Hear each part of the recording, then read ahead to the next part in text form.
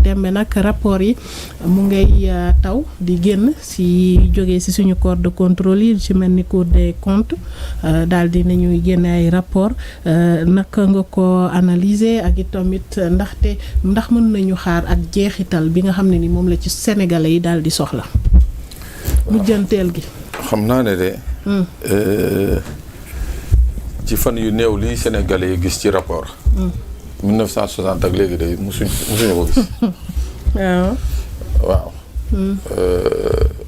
mun nañ ci am une double lecture benn bi mooy. mun nañ ci am yaakaar ak mbégte ni que kii di président de la république Bassirou Diomaye Faye. li mu diggoon sénégalais yi fas na yéene wàccoog sénégalais yi. mooy maanaam lan mooy la reddition des comptes.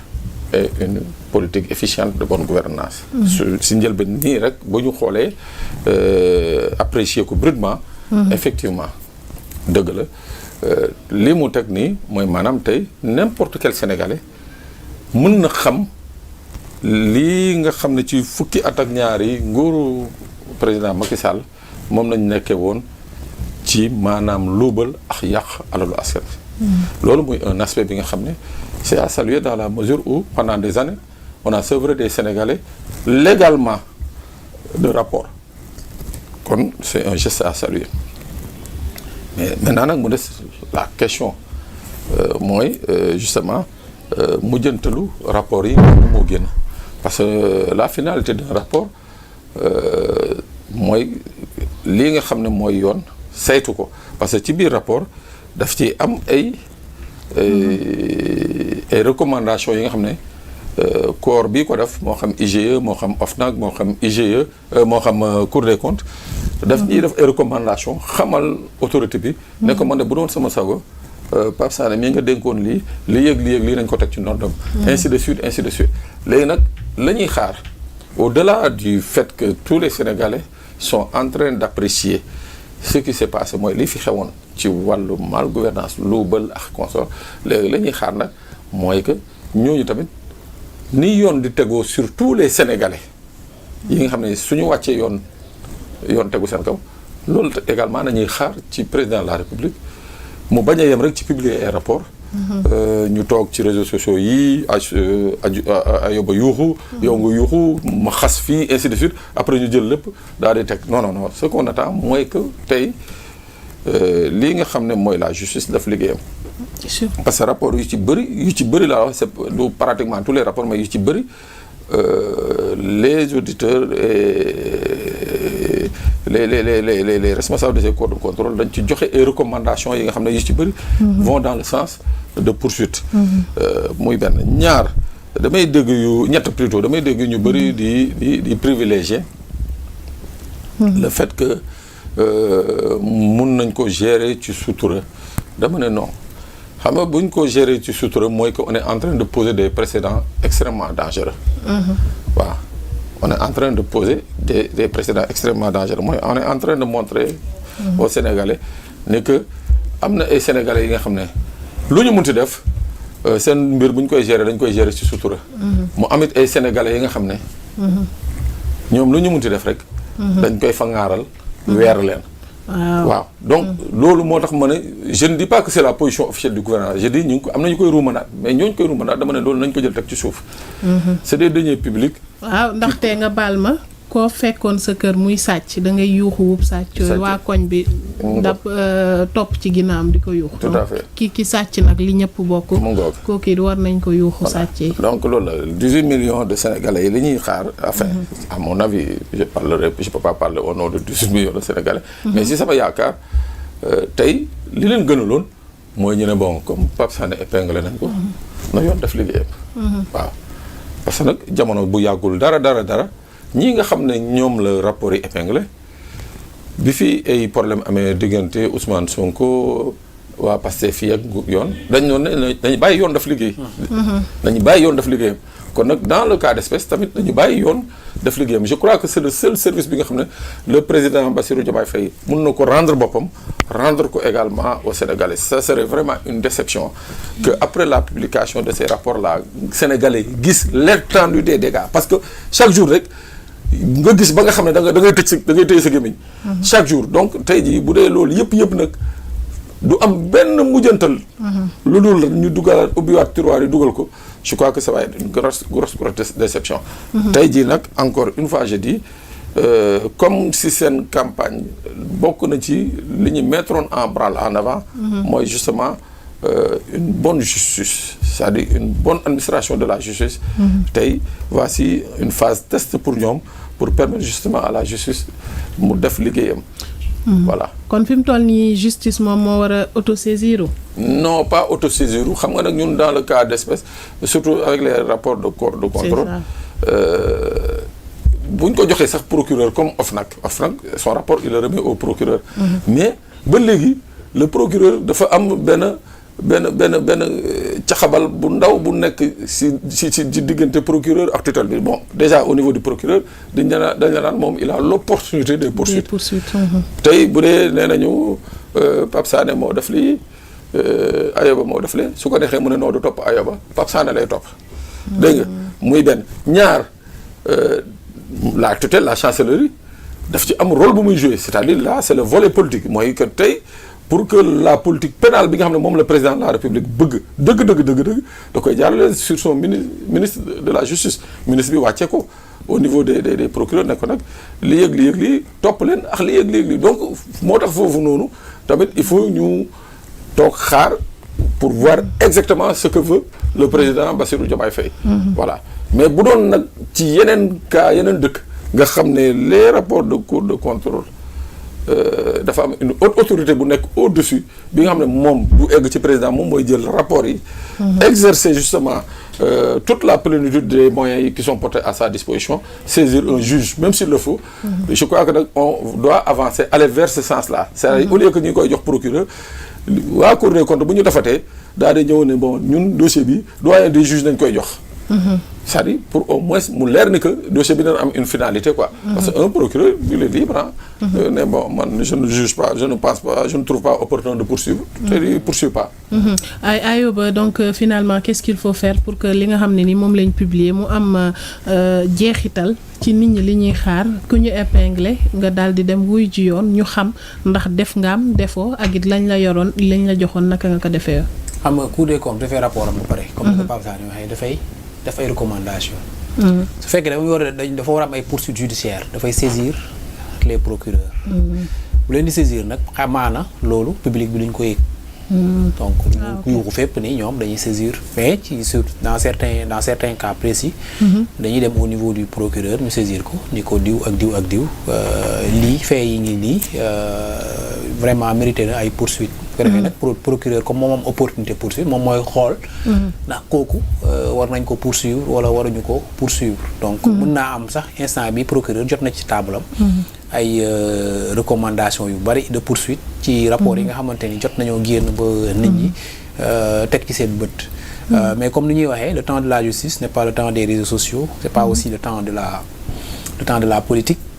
donc pour nag une poursuite efficiente de li nga xamante ni moom mooy suñu traque des deniers publics yi. je pense que justice mën na jël temps pour bañ li nga xamante ni daloon nañu fi mu dalaat ñu fi mooy ay vices de procédure yoo xamante ni day permettre à des brigands yoo xamante ni sàcc nañ suñu alal ñu ñëw bu tribunal jour boobu seen avocats yi génn ay prox ndoll pour invoquer vice de procédure ba ñoom ñu génn ci te duñu delloo suñu alal. loolu jar na vraiment justice jël temps bu baax xool càmbar mbir yi ak yan moyen la ñu war a utiliser pour topp ñooñu nga xamante ni ñoom la ñu tuumaal ni dañoo jël alalu réew mi. donc nañu bàyyi vraiment comme ni ko ministre porte-parole du gouvernement waxee Saré. ñu bàyyi justice mi nga xamante ni moom moo am possibilité à l'opportunité pour poursuivre ñooñu. mu jël tout son temps et def tout le travail. vraiment nécessaire pour que tout se passe dans les règles de l'art parce que en 2012. li ñu fi gisoon mooy bi nguur gi ñëwee toog dafa ni woon day def traque des biens mal acquis. nguuru Macky Sall. mais à la longue li ñu gis mooy du ay rapport Cour des contrôles la ñu utiliser woon pour poursuivre par exemple Karim Wade ak ñëpp ñi nga xamante ne moom la ñu accusé woon ni c'était ses complices. mais dañoo créé beneen cour fële à ressuscité cour répression de l'enrichissement illicite bi nga xamante ni dëppoowul ak charte fondamentale droit international bi. ñu teg ko fi pour rek topp ay nit yoo xamante ni peut-être xool mais gisoo loo leen mën a toppee nga ni ñoom ñii nga xamante ni ñoom ñoo enrichiru am nañu war a yor yenn richesse yor yenn biens yi nga ne nañ expliquer fan lañ jëlee xaalis bi nga xamante ni moom lañu yor charge de la preuve incombe aux demandeurs. Inversement des loolu nag la ñuy bañ bi baax comme corps de contrôle yi def nañ liggéey bu mucc ay vraiment te boobu ba léegi président may leen woon ñu génnee ko président bu bees bi mu ñëwee dafa li mu njëkk a wax ci premier conseil des ministres yi mu def dafa ne joxe na instruction pour ñu publier rapport yooyu rapport yi ñu ngi koy commencer publier te jeexagul donc nag nañ may justice temps muy étudier dossiers yi parce que dafa ay dossiers la yoo xamante ni par exemple yenn saa yi day volumineux te day bëri ay sew-sew yoo xam ne da cee nekk foog nga xool ko de manière minutieuse en profondeur pour gën a xam fan ngay jaar ba vraiment loolu nga xamante ni jël nañ ko ci gafaka réew mi ñu mën a xool nan la ñuy def topp ñooñu nga xamante ni ñoo ko jël ba ñu mën koo delloo. Pape Sané li nga xam ne ni moom la ñuy jël ci gafaka ak réew mi am na leneen i tamit loo xam ne actualité la muy li aju ci salaire yu ñu ne moom lañ daan jox képp koo xamante ne bii nekkoon nga fi ministre mu doon toll si 1,5 million ñu ne nag ki fi nekkoon jiital réew signé woon na ab décret ngir yóbbu ko ci 2,8 millions loolee nag ki lee di njiitu réew mu yees mi di Bassirou Diomaye Diakhar Faye daal dina annuler boobu les décrets. ma ne dama ne man de wax dëgg yàlla de plus may plus may avancer rek plus may gën a jommi ci président Macky Sall. c'est-à-dire man dama ba léegi je me pose la question ñun lan lañ def Macky Sall ba mu ñu bañee nii quoi c'est-à-dire moom léppam 12 ans yi xalaatul njàngum xale yi. santé xalaatul santé xalaatul même s'il a eu à faire des efforts quelque part ce qui est tout à fait normal parce que loolu taxoon ñu fal ko. mais moom dafa jàpp ni que le seul bon sénégalais mooy sénégalais bi di def politique. waaw le seul bon sénégalais mooy sénégalais bi def politique surtout politique bu ko faral ak moom quoi. mais c'est indécent que dans un pays. ñu mun ne un ministre. Quelqu'un qui a occupé une fonction ministérielle qui est juste une fonction éphémère un titre éphémère ñu ne kooku après soo demee ba toog boo nekkatul ministre dañ lay fay continuer di la fay ak ministre yi ñu fi am yépp non mais c'est-à-dire c'est indécent je dis que le président Macky Sall a assez éprouvé les finances publiques 12 ans yi mu fi toog le dernier mois balaa mu fiy jógee la mu teg ci acte yi nga xam ne Sénégal mënoon na ci jógee nërmeelu financièrement parlant. Parce que acte yi mu posé les recrutements à foison des contrats signés à la va-vite c'est-à-dire kenn mënu la wax l'étendue des dégâts et pourquoi moo tax ma ne la sànq plus j'avance et plus je me pose des questions ñun qu'est-ce que nous avons vraiment fait à Macky Sall pour que mu bañ a noonu. Moi j'aurais compris mu ne voilà balaa maa dem damay def benn décret pour réduire salaire u ministres yi. balaa maa dem damay def un décret pour réduire le train de vie de l'État. Ainsi de suite mais au contraire moom il a pris des actes yi nga xam ne qui vont grever mais damay toog ba si ak je me dis non c'est pas possible qu'est-ce qu'on a fait pour mériter ça. Qu'est-ce qu'on a fait pour mériter tout ça. Waaw mais tu t'imagines tu l'as dit tout à l'heure on a eu combien d'anciens ministres. surtout waaw surtout ci régime Wade ak moom régime am rek ñoom ñaar seen régime. moom ruusoon na toog. surtout moom am moins de 100 ministres par an. moom ruusoon na ko quoi. mais alors sur 12 ans. c'est-à-dire que on peut rapidement compter 1200 ministres. yi nga non président Macky Sall ruusoon na toog am moins de 100 ministres par an. soo xoolee les nominations ministre conseiller ak yooyu. waaw surtout moom. soo xoolee nomination yi dégommage yi. ministre auprès de. ministre auprès du ministre. ñëpp. mu ne non c'est scandaleux pour quelqu'un à qui les Sénégalais ont tout donné sans réserve. waaw mais dama ne au-delà d'abroger le décret là. Il y a d'autres décrets yi nga xam ne le président Bassirou Diomaye doit tout faire. Comme yan. non c'est sûr et certain c'est-à-dire nank on voit les décrets. bu ñuy gën a dem rek. waaw muy xam gën nga a on est dans un pays gën a c'est gis. sous Macky Sall qu'on a vu des décrets yi nga xam ne kenn mësu ko gis au journal officiel. c'est sous Macky Sall la ñu gis. des décrets qui ne sont jamais parus au journal officiel. Alors comme avec ce décret là mësu ko gis man mësuma ko gis donc il y en a d'autres. yi nga xam ne qui vont sortir petit à petit donc man yooyu yëpp il faudra qu'ils s'arment de courage pour que yooyu yëpp mu leen di abroger benn par benn parce que quand même c'est impensable ce qui se passe dans ce pays. man bi ma toogee gis ñi naan ma